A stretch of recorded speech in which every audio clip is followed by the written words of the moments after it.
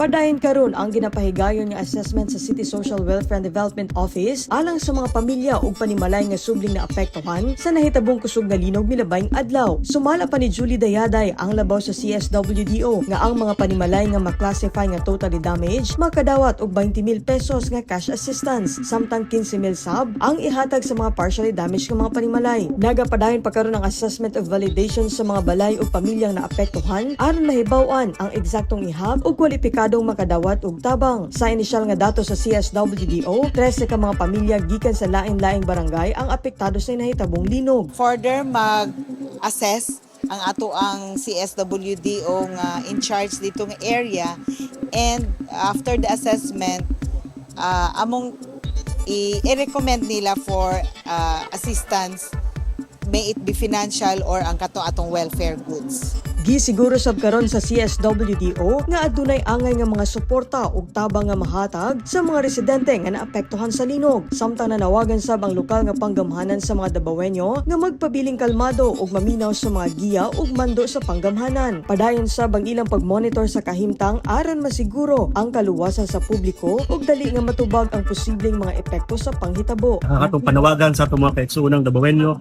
na magpabiling kalmado ug maminaw ug mo-cooperate sa mga mando sa authorities labi na sa City Government of Davao.